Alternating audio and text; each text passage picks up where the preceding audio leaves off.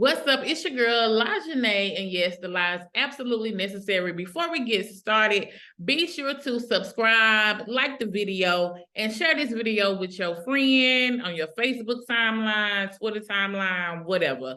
Today, I'm coming to you, and I'm going to give you my opinion on Season 3, Episode 1 of Belle Collective. I must say that when this show first started a few years ago, I tried to watch it, but it just wasn't given much. Like I just really wasn't entertained. The second season, I watched little bits and pieces of it. But third season, the first episode, it's kind of, it's you clearly can tell that the people have evolved, and so on and so forth. And so let me get my notes, child. So I want to discuss episode 1.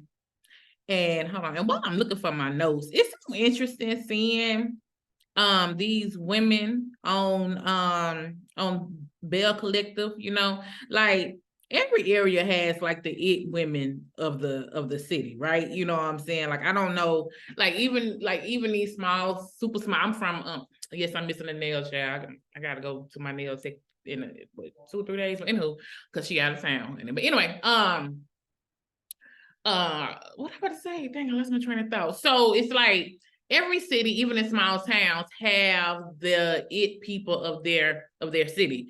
Some of them be dope boys, some of them be like hairstylists, some of them be rappers that's doing their thing, locally known and stuff like that. Or you got the pretty girl from school who never went anywhere, but she's still in her hometown. And it's so interesting because these women are so successful in their own right, and it's been truly a good thing and fascinating to a degree to watch their evolution. And like you have a true Mississippian like me. I'm from the Mississippi Gulf Coast, Moss Point, Mississippi, to be exact, so it ain't no confusion, okay? And I graduated from the Jackson State University. And it's like, and to be clear, my degree says Jackson State University, not Deion Sanders University. Okay, moving right along. It's quite interesting to see these women that they've chosen to be a part of this show, because these women are not known, or like these women are not the first women that you think of when you think of Jackson, Mississippi. Like damn, what is her name? Like when I think of Jackson, Mississippi, the woman who owns the fourth lounge downtown, I can't think of her name. Like her and her husband, like they be doing the damn thing. And like, I mean, obviously Latrice is probably the only woman that I would say like, oh damn, when I think of Jackson, Mississippi, like if I pick them out of a lineup, I'm definitely picking Latrice. But those two women, I cannot think of the other woman's name.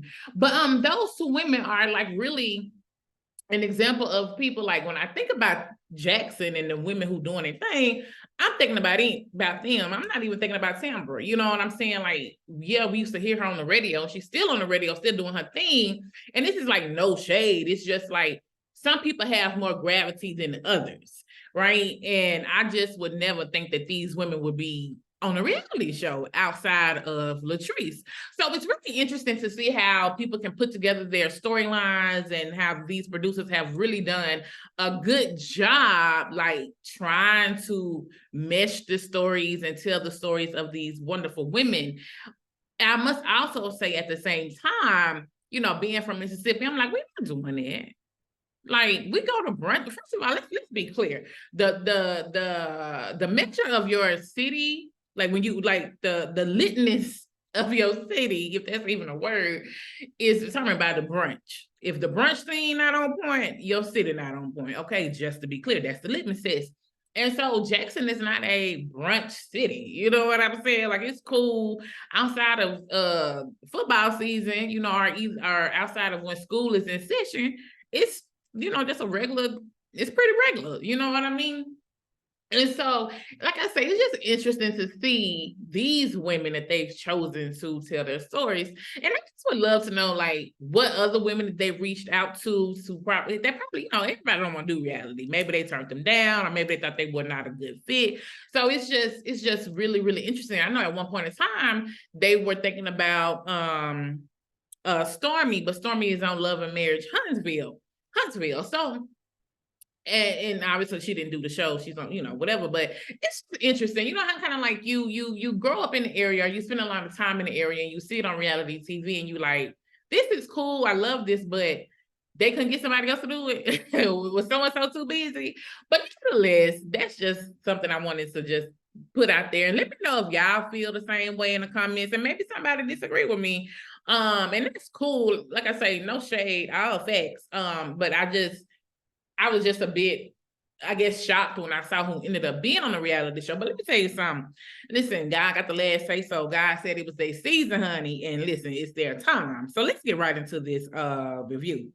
So the show opens up with Latrice, her husband Cliff, and her friend Joshy, or whatever, aka Josh.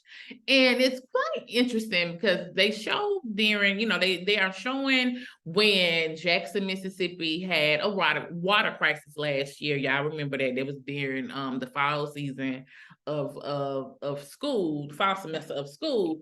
And so it was real bad. People really were not able to drink the water, unfortunately. Use it just wasn't safe to use. Okay, so while Josh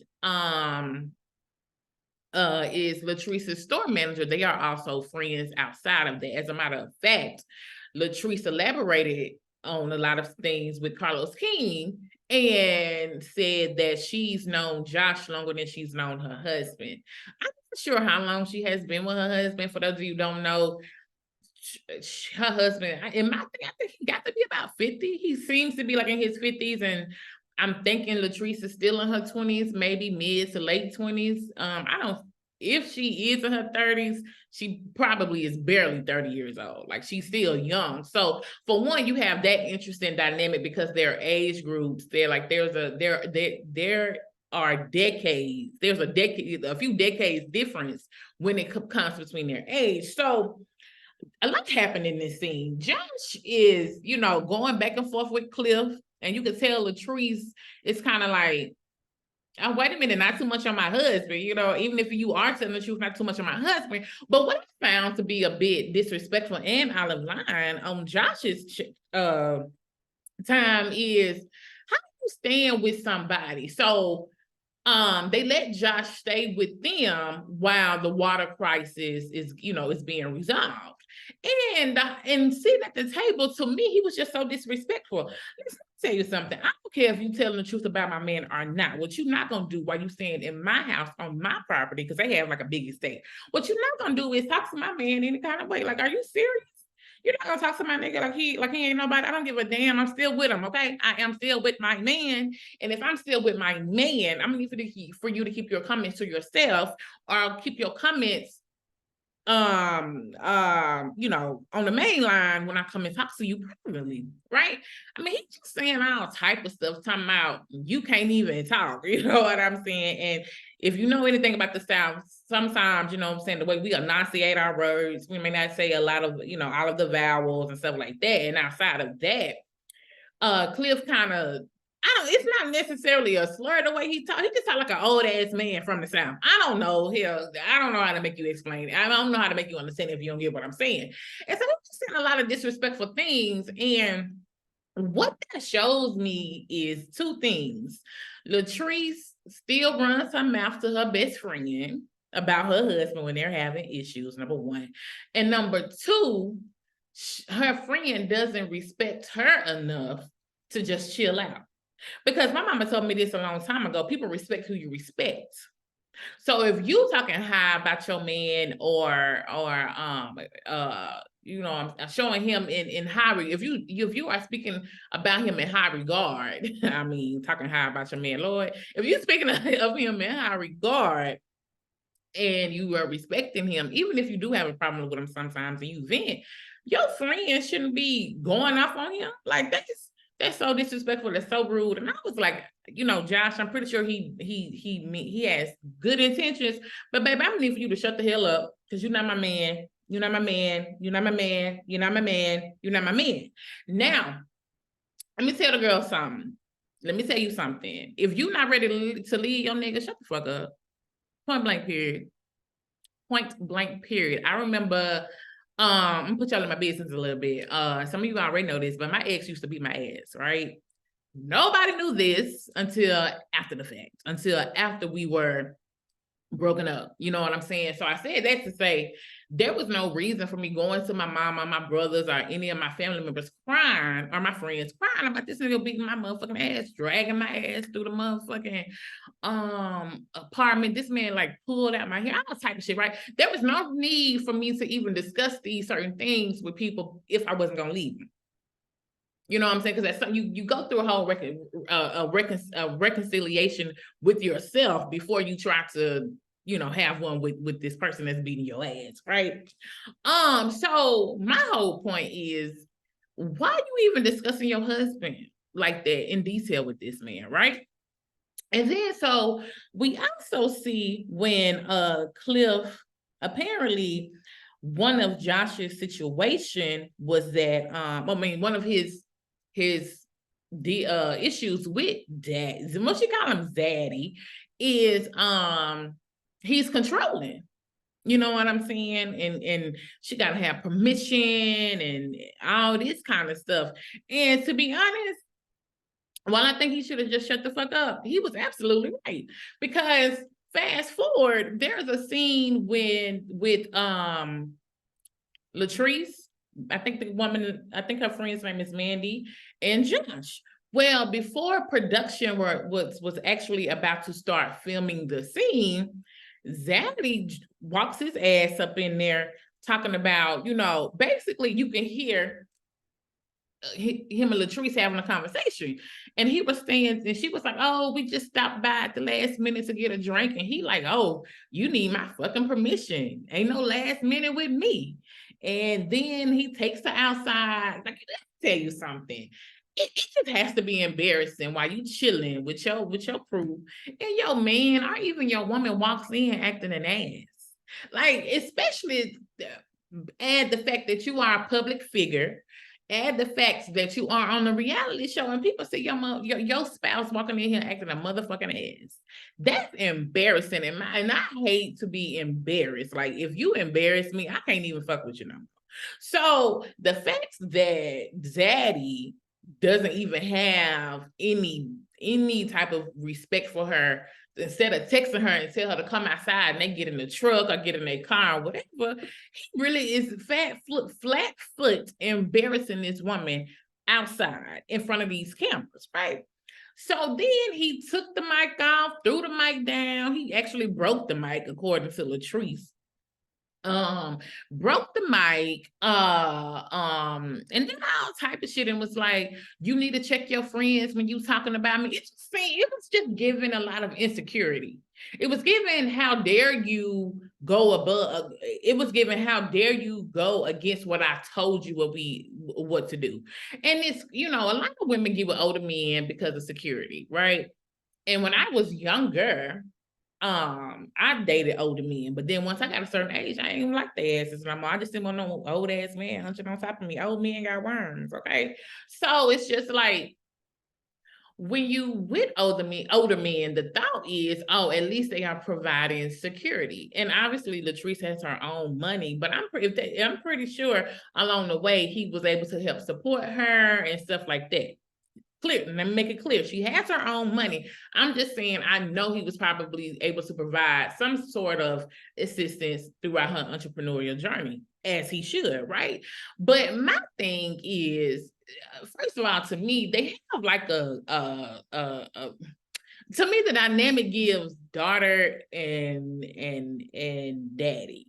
I don't know if anybody else agree with that. Like, it feels like that. Like, you can tell that she holds him in such, like, in a position to where it's like, yeah, he's my lover, but yeah, how can I explain? It's kind of like with my mama, right? It's certain boy, like, I know not to play with my mama when it comes to certain shit, even at my big age, right? But my homegirls, yeah, bitch, you know, yeah, I sucked that nigga dick, or oh, yo, I sent a picture of my coochie, you know, like shit like that. But I'm not gonna say that in front of my mama, right? So, with Latrice And Zaddy is kind of like she treats him like her daddy, to where it's like certain stuff she ain't gonna say around him, and if she does say it around him, or if she does do something that he doesn't like, she don't get in trouble. Like, that's what I'm looking for. He gives me or their relationship gives me, I'm gonna get in trouble if I do this. You know what I'm saying? And I don't like, I get having so much respect for your spouse that you wouldn't do something, but not to the point to where, oh, I'm gonna get in trouble if I don't do, or if I do something he doesn't like or anything like that. Even when she was talking to him outside, he just could not stop embarrassing this girl. Like, he was it was given insecure. It was given, you are my possession, I own you. And he was trying to say, I'm a man, and I take care of my family, and it's my responsibility to make sure that the household is ran. And that's how a lot of old school men think. Not just old school, but older men. So I mean, that's a generational thing. So it's like, while I think her husband has good intentions, right? He clearly, I don't think he even sees her as his wife. I think he sees her more of, I control you. You are my possession. Like, you a pretty young thing. Yeah, you my wife, but you're my property more so than that. And even just talking, I didn't watch all the interview she did with, I didn't watch the whole video she did with Carlos King. Oh my God, I'm trying to keep looking at this damn camera, but I cannot. My eyes keep looking down. But anyway, even with that, it's kind of like she doesn't see him as being overly protective. No, she doesn't see him as being controlling. In a sense, well, she does see him being controlling, but she labels it as overprotective or being protective.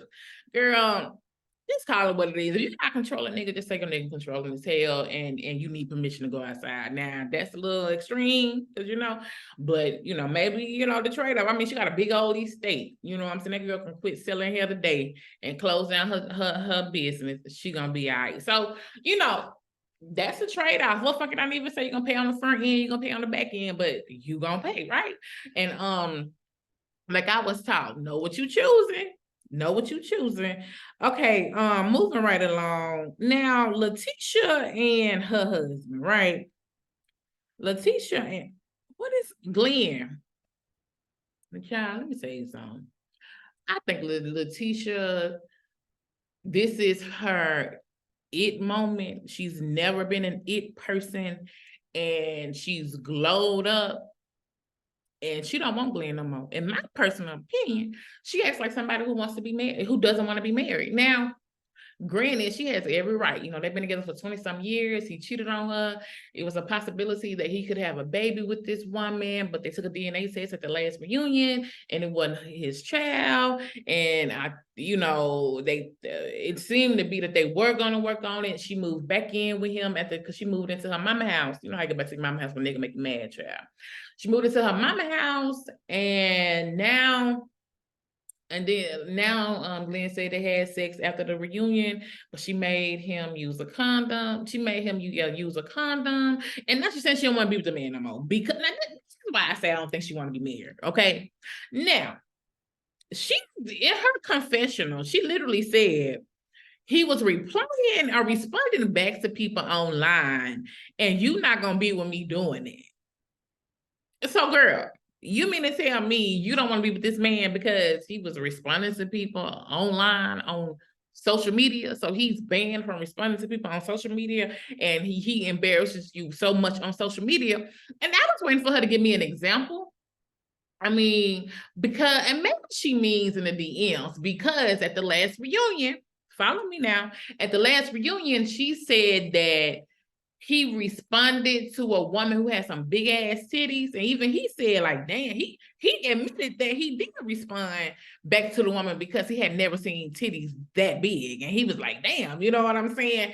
Because they were talking about how women, I don't know how people see you on reality TV. They don't care what you got at home. They're gonna try to shoot their shot or whatever, and that's what was happening with him. So maybe that's what she is saying, that he is responding back to women in the DMs. But even still, I need more context, because that's the reason why you don't want to be with him. I'm not saying that it's not a valid reason, but what is he saying to these women? I mean, is it the fact that I would like to know if he's ever been unfaithful before? I don't know if they covered that last season because I, covered that a little bit because I have never watched an entire season of Belle Collective. But I wonder if it's like one of those things like this nigga been getting on my nerves so much that at this point, because y'all know like that last straw that breaks the camel's back, the last straw that breaks the camel's back be so small. It's all the other shit that people do that make you be like, oh hell no, I don't want this shit no more. So like I'm not completely sure, but it just seems like to me she doesn't want to be married. She's already getting her, she said she want to move out. She told him she want to move out, get her own place. I just don't understand why she just want to go ahead and get a divorce. Maybe, she want to be comfortable, but you can tell Letitia, you know what I'm saying?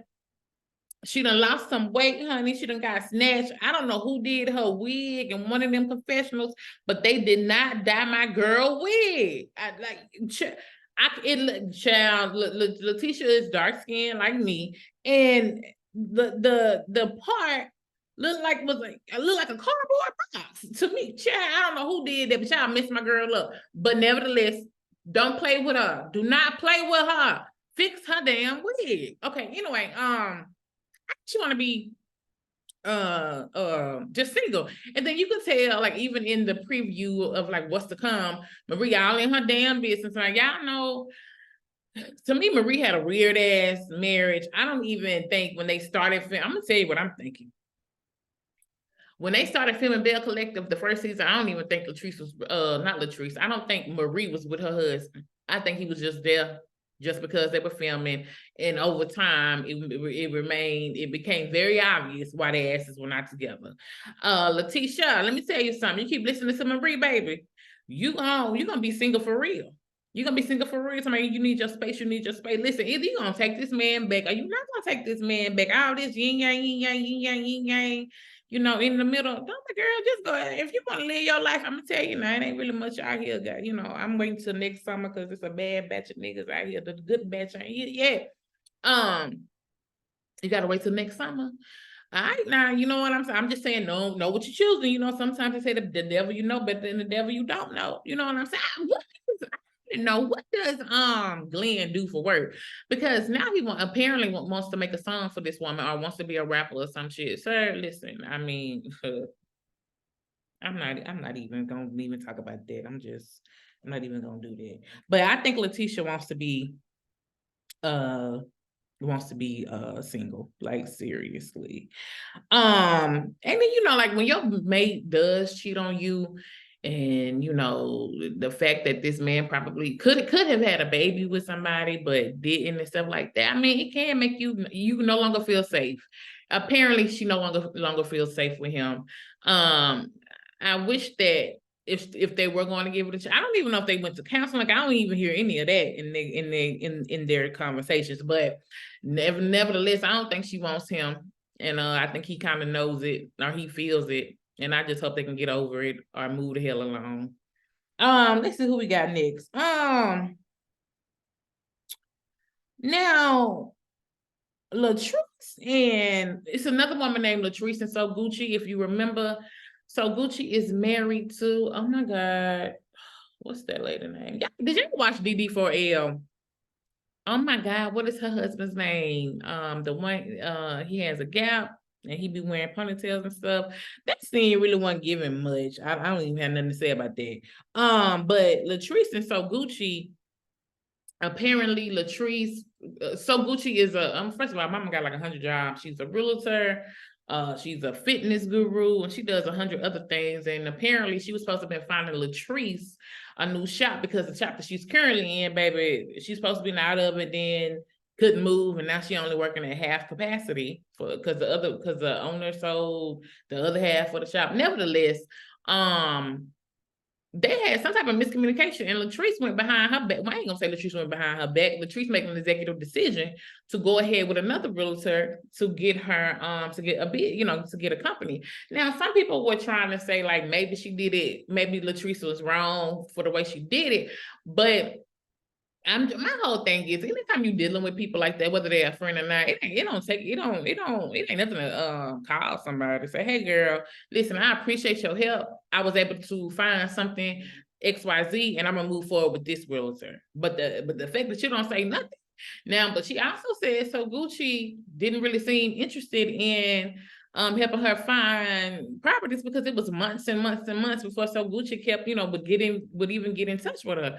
So I'm like, well, obviously, so Gucci didn't care neither. If that's true, so Gucci didn't give a damn. If it's taking you months and months and months to reply to folks, so why Latrice gotta be like, oh, hey girl, I'm gonna go to another realtor. Like, so I don't know. I don't think that's really a big deal because it seemed like nobody gave. It's clearly they don't have a friendship. Clearly they just work together, and that's fine too. I don't know. I think all in all, oh, Tambra. Oh, Lord, I'm about to forget. That's how much I don't care about this part of the episode. Tambra and her man live together, and they haven't had sex in 2 months. And I'm not quite sure why they don't have sex. I think it's usually when a woman quit giving up the coochie, it's for a reason. Something didn't happen. And Tambra seems like to me, and I don't know her personally, but is she fake? Like you are, I don't know how, she's older and she's never lived with a man before. And so it's just like, is this real life?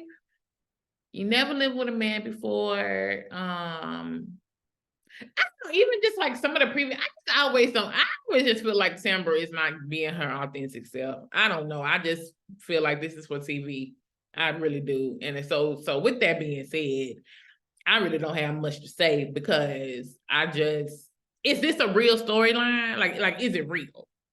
Because, and this is what I mean by is it real? Like, Tambra gives me, I want to be such a Southern belle that I'm not gonna give you my business, right? Yeah, you can know me and my ex from way back when we broke up, got back together, whatever. After umpteen years, we living together now, but that's how y'all don't get. Like, I just feel like Tambra doesn't give us her real life, or she has so much more to say, but she doesn't say that. And I really hope that throughout this season, she will give us something that's substantial, because so far my man gave me nothing, child. I don't even care to talk about that part. I couldn't even what he say?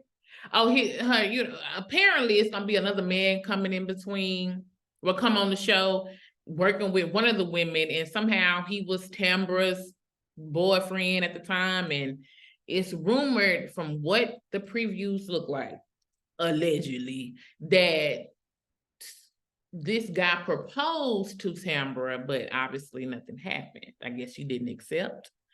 So it's just, I don't know. I just don't think it's honest. I don't think Tambra is really giving us her real thing. I think she has this.